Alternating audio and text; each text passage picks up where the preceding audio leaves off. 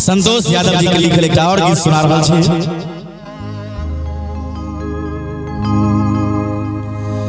हे जगदम्बा जगयबलम्बा मनीष भैया ए हो सकल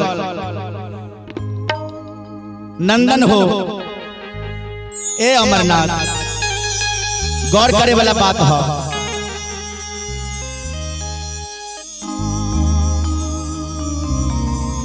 हे जगदम्बा जगयबलम्बा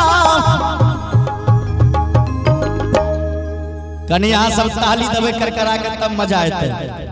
हे जगदम्बा जगयबलम्बा विनती करे छिकल जो श्याम मैया है श्याम मैया है शरणम यैलो मातो श्याम मैया है शरणम यैलो मातो।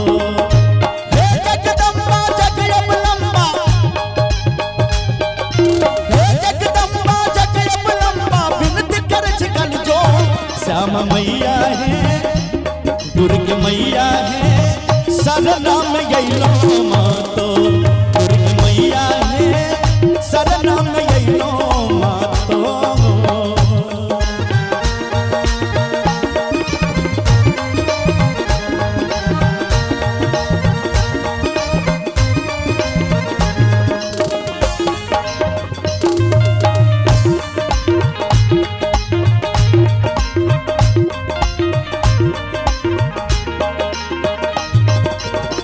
दरभंगा के बीच बसई छी हे महारानिया सबके सुनई छी।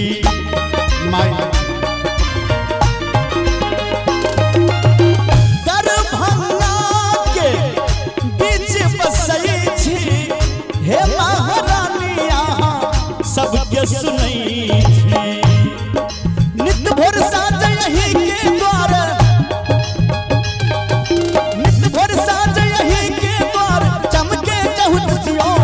श्याम मैया है दुर्ग मैया है शरणम यैलो मातो दुर्ग मैया है शरणम यैलो मातो।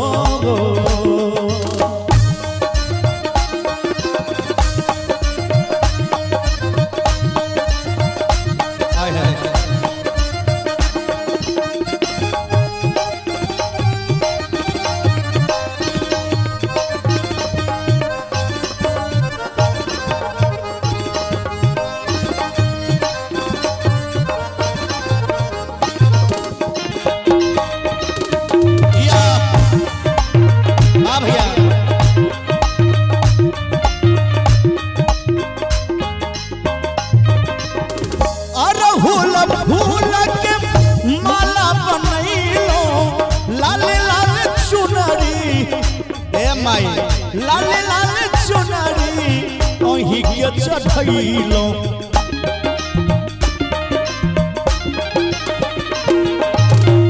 अरहुल फूल के माला बनैलो लाल लाल चुनरी ओही के चढ़ैलो। एतबे नहीं अक्षत चंदन में बा मिश्री अक्षत चंदन में बा मिश्री चढ़बे भक्त सब तो श्याम मैया है दुर्ग मैया है शरणम यैलो मातो दुर्ग मैया है शरणम यैलो मातो।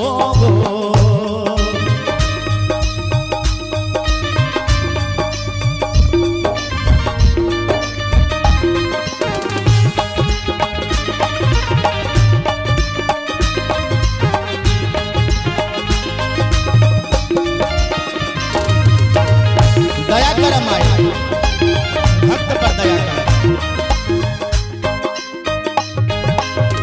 संतोष यादव गीत लिखैया शंभू यादव गायब सुनबैया ए माँ। संतोष यादव गीत लिखैया शंभू यादव गायब सुनबैया।